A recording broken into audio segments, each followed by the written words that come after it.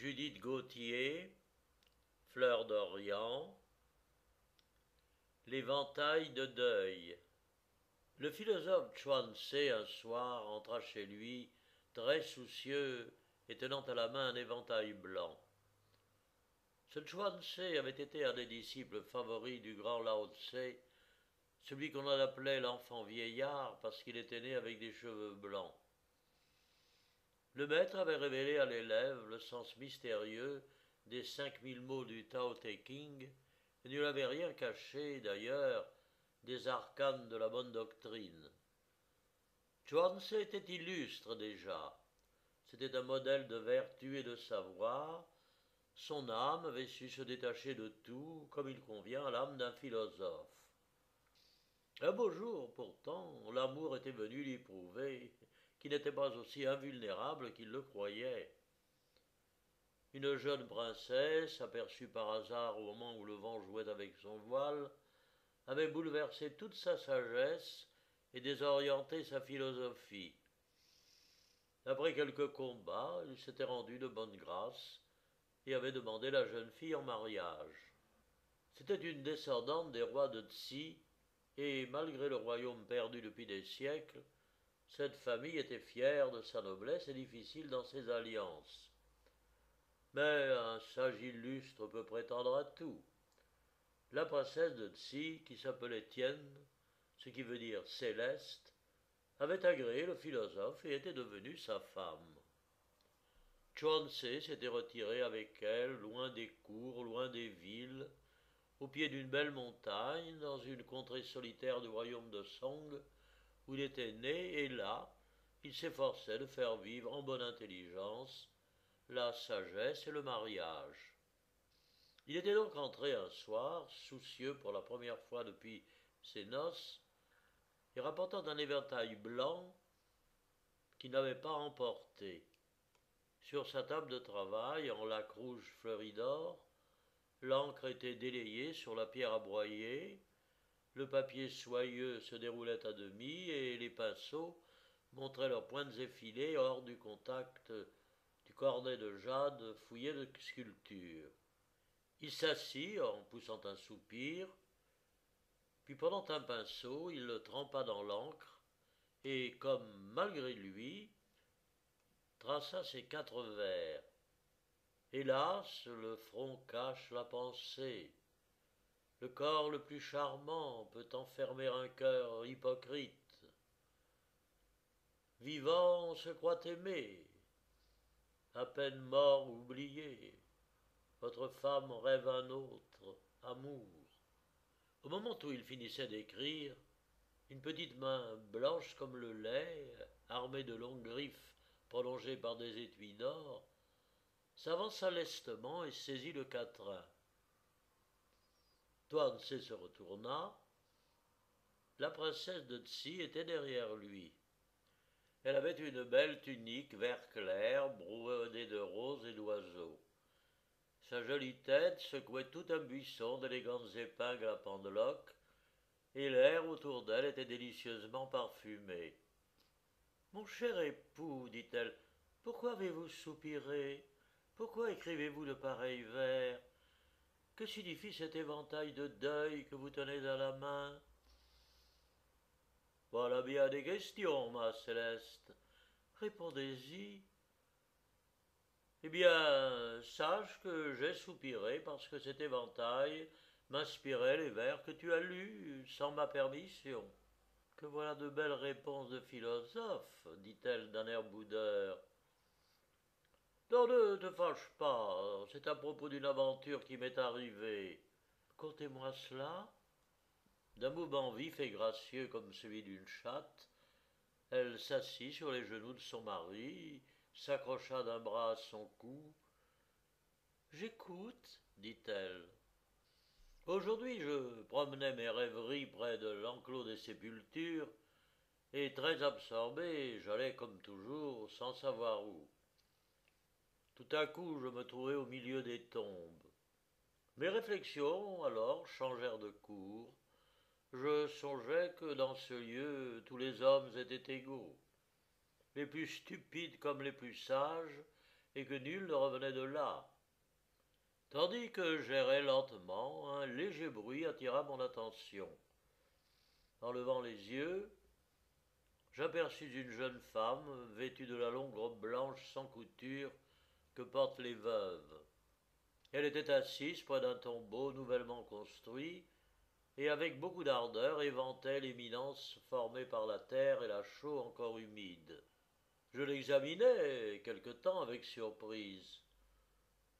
Elle se lassait, chargeait l'éventail de main, mais n'interrompait pas sa singulière occupation. Intrigué au dernier point, je m'approchai d'elle et je lui adressai la parole.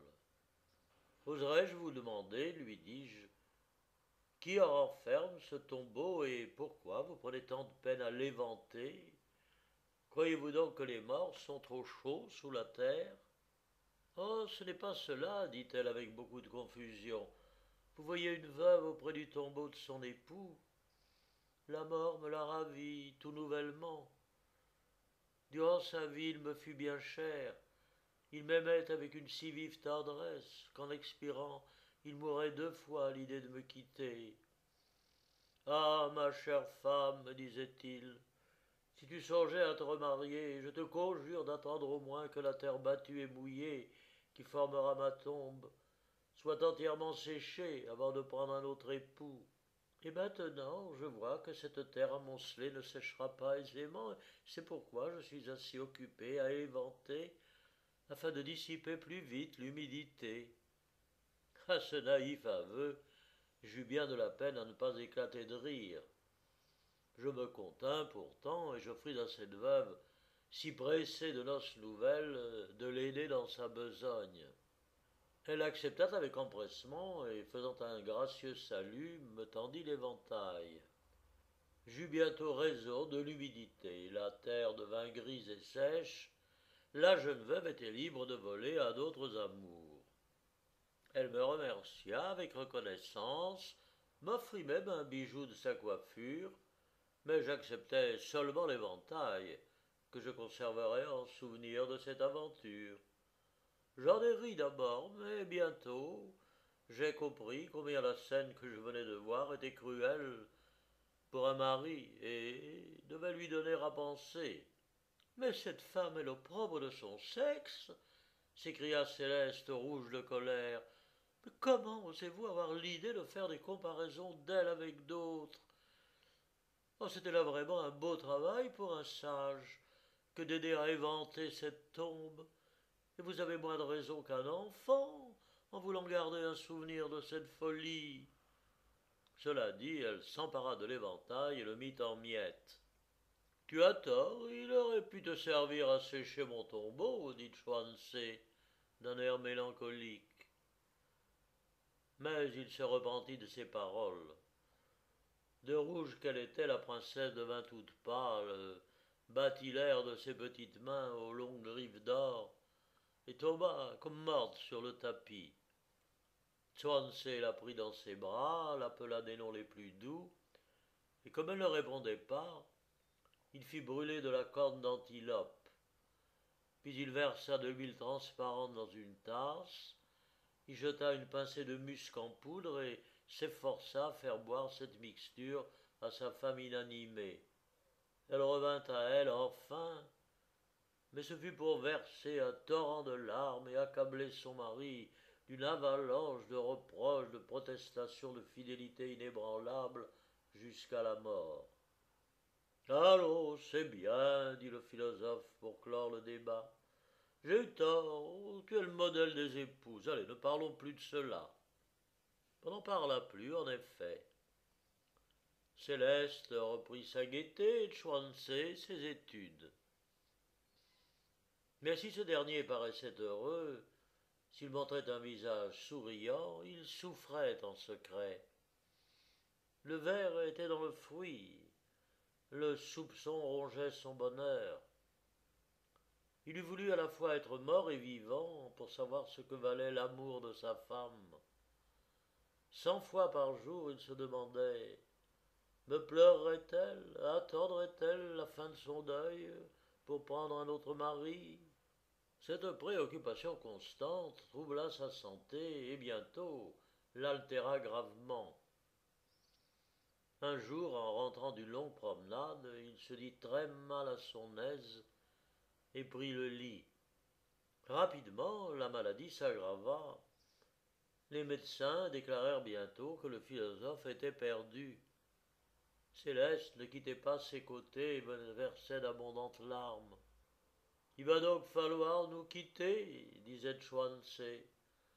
Jure-moi au moins, pour m'adoucir le chagrin du départ, que tu ne donneras pas ton cœur à un autre homme avant que mon tertre funéraire ne soit séché.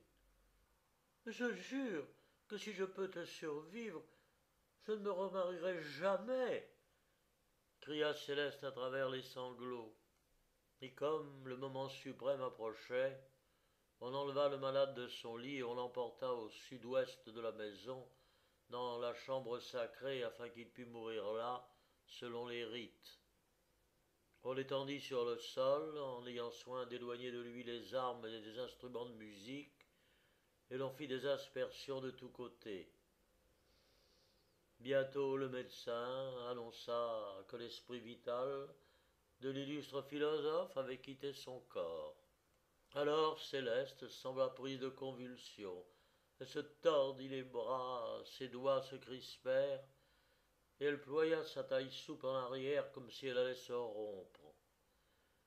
Puis elle s'élança hors de la salle en poussant des gémissements pitoyables. Elle monta au premier étage, puis au second, et, sans s'arrêter, atteignit le grenier. Là, on la rejoignit, on lui fit observer que ce n'était pas elle qui devait accomplir cette cérémonie.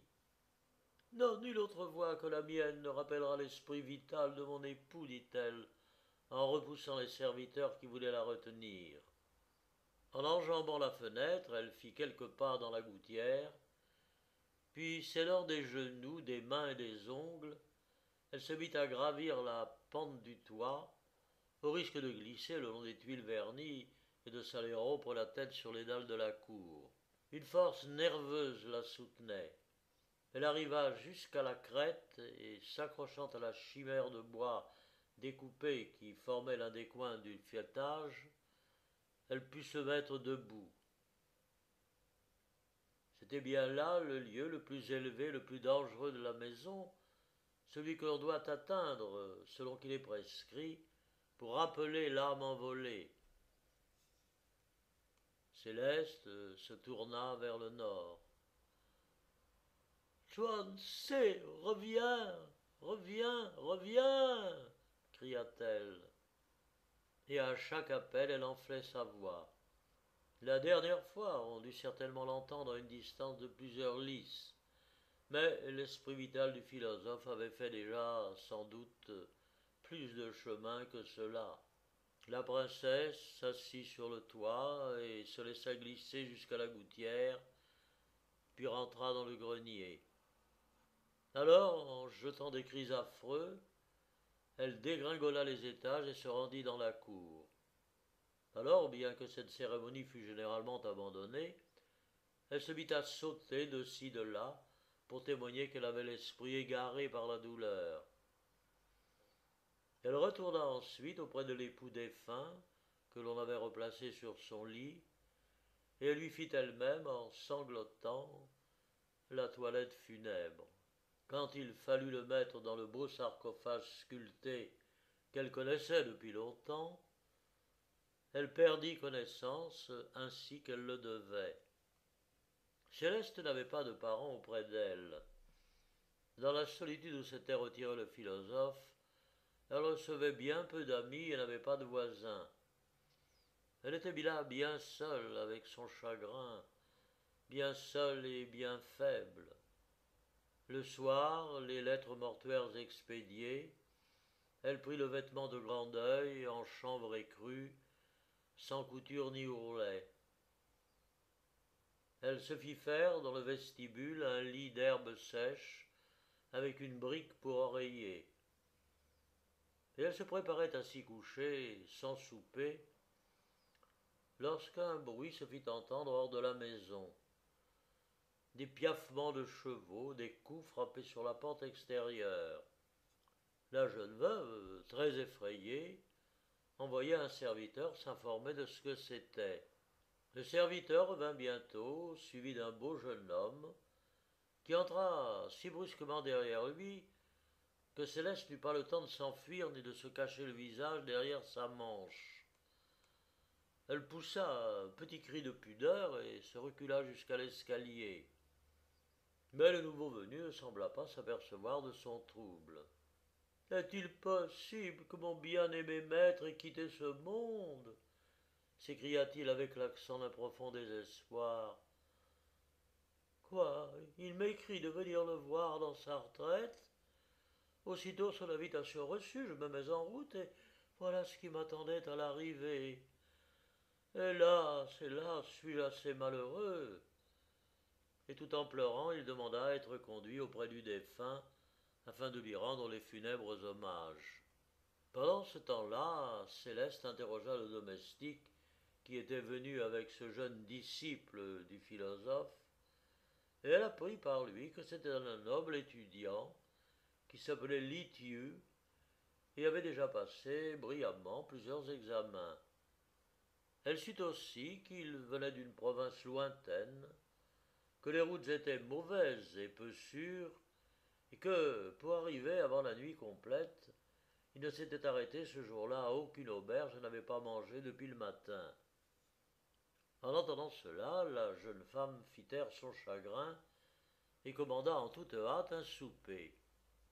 Li Thieu, quand il redescendit, la trouva occupée à surveiller la disposition des coupes de porcelaine sur le marbre rose de la table des repas. Noble jeune fille, lui dit-il en s'inclinant, ne pourrais-je voir la veuve de mon maître illustre pour lui présenter mes tristes devoirs et prendre congé d'elle? Mais pourquoi m'appelez-vous jeune fille dit Céleste. Vous avez devant vous, Seigneur, l'épouse infortunée de Chuan-Tze. Oh, je vous prenais pour sa fille, pardonnez-moi, s'écria l'étudiant avec un sursaut de surprise. Et il ajouta, comme à lui-même, oh, je ne savais pas que ce philosophe, touché déjà par l'hiver, avait pour compagne le printemps en fleurs. La princesse trouva cette remarque inconvenante, mais en même temps, sans qu'elle pût s'en défendre, elle lui fit plaisir et elle dit très vite pour cacher son embarras. Vous parliez de prendre congé, mais voilà qui est impossible. Les mânes de mon époux n'auraient pas de repos s'ils ne remplissaient pas, comme il convient, les devoirs de l'hospitalité envers un de ses plus chers disciples. Daignez vous asseoir à cette table qui est servie pour vous, et ne songez pas à repartir avant demain. Ce serait folie de refuser, dit Li Thieu avec un moment d'hésitation, car nos chevaux sont incapables de faire un lit de plus, mais je ne serai pas assez cruel pour apaiser ma faim quand vous êtes, vous, contrainte à jeûner. Je ne toucherai au repas que si vous le partagez avec moi. Ah, mais Seigneur, cela serait tout à fait contraire au rite. Eh bien, je veux jeûner avec vous. On venait d'apporter les mets et Céleste, qui bourrait de faim, défaillait à leur odeur. Elle n'y put tenir. Par égard pour votre appétit, dit-elle, je prendrai un peu de riz. Mais comme il se réglait sur elle, il fallut bien qu'elle touchât à tous les plats, et sans le vouloir, elle mangea à sa faim. La nuit, sur le lit d'herbe sèche où elle s'était couchée, sans dénouer sa ceinture, la brique qui tenait lieu d'oreiller lui meurtrissait le cou. Elle ne dormit pas un seul instant, et au lieu de l'époux défunt qu'elle évoquait en s'efforçant de pleurer, l'image du bel étudiant, avec sa gracieuse stature, ses longs yeux noirs et sa bouche, vermeille comme une pêche mûre, s'imposait à son esprit. En se levant le matin, toute courbaturée, elle soupira à l'idée que ce jeune étranger allait repartir. Mais c'était l'heure de sangloter auprès du mort, de faire une libation et de présenter des offrandes, et la princesse s'acquitta de ses devoirs. À sa toilette, elle passa plus de temps qu'elle ne l'aurait dû, et très honteuse d'avoir laissé ses longs ongles entre les tuiles du toit, elle mit au bout de ses doigts les étuis d'or, comme s'il y avait encore quelque chose à protéger. En redescendant, elle vit le domestique de Liétu sortir de la chambre de son maître, le visage tout attristé. Noble veuve, dit-il, oh, voici un contretemps fâcheux qui va vous contrarier beaucoup. Ce jeune seigneur, mon maître, est sujet à des crises violentes à cause d'une grave maladie qui lui est venue par un excès de travail. La triste nouvelle qu'il a surpris hier en arrivant ici a troublé son cœur et au moment où il était prêt à partir, il vient d'être saisi par un accès de cette mauvaise fièvre. Mais faisons vite appeler le médecin, s'écria Céleste. Oh, c'est inutile, princesse, répondit le serviteur.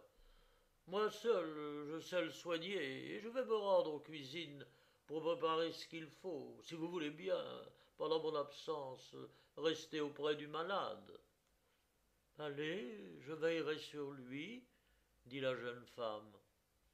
Et malgré toute sa volonté de rester sur le seuil, elle ne put résister au désir qui la poussait à entrer dans la chambre.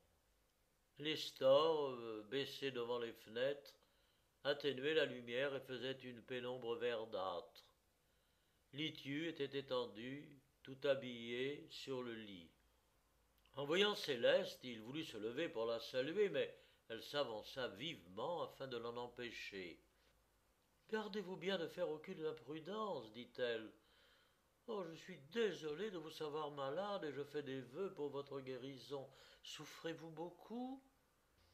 Votre voix, si douce et comme un baume, dit-il très bas, c'est dans la tête qu'est la douleur. Oh, une affreuse douleur, une brûlure. Votre main, qui a la couleur de la neige, doit en avoir la fraîcheur. Il me semble que si elle se posait sur mon front, je serais soulagé.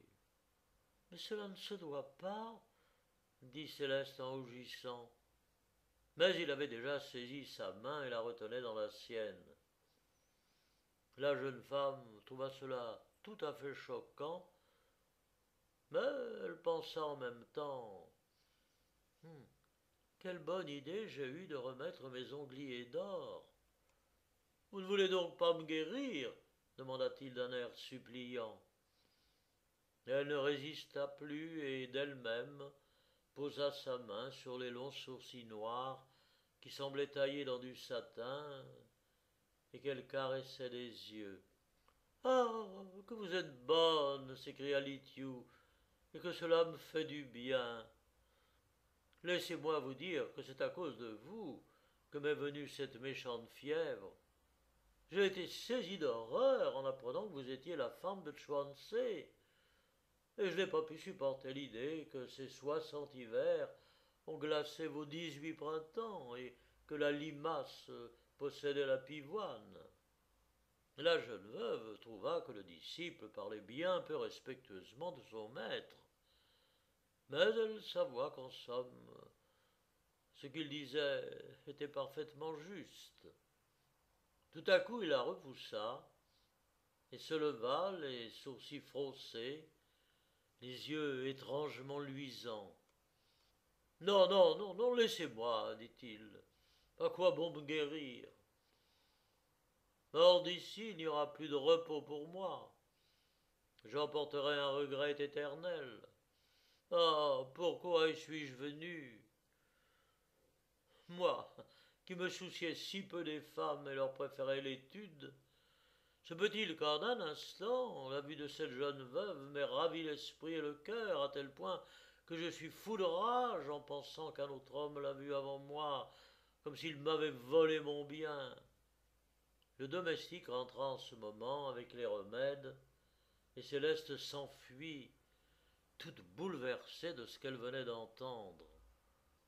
Elle rencontra le cercueil de son mari que l'on transportait dans un pavillon situé à un des angles de la cour, et elle fut un moment sans comprendre ce que c'était.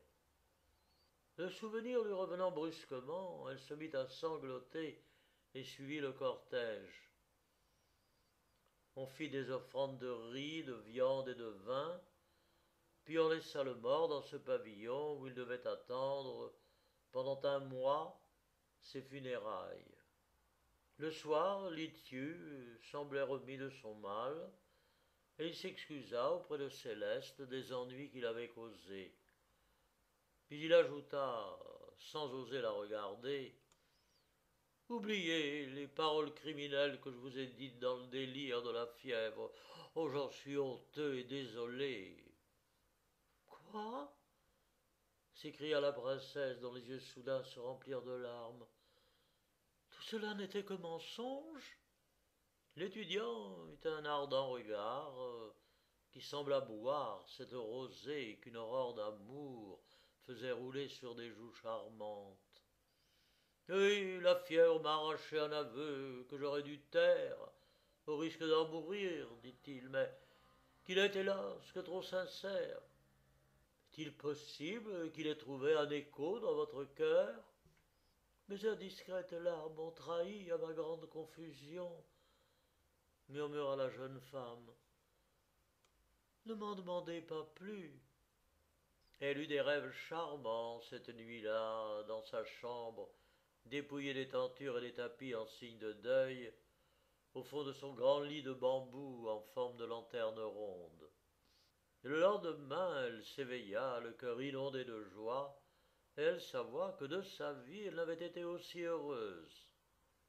Mais à ce bonheur succéda une angoisse extrême, quand on lui apprit que le jeune étranger avait eu une nouvelle crise, beaucoup plus grave que la première, et que ses jours étaient en danger.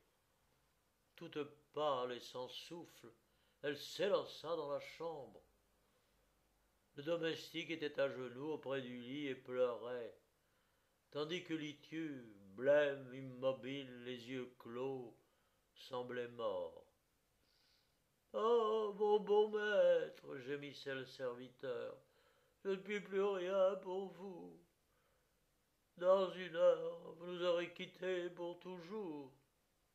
Mais s'il vit encore, pourquoi restes-tu là stupidement à geindre, au lieu d'essayer de le sauver? S'écria Céleste hors d'elle-même. Et elle ajouta, en secouant rudement le domestique, mais je ne veux pas qu'il meure, entends-tu, je ne le veux pas.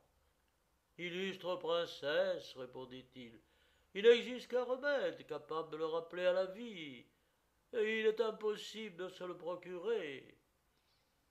Quel remède? Dis-le vite. On fait l'impossible quelquefois. Oh, noble veuve, à quoi bon lutter contre le destin? Dit le serviteur en soupirant.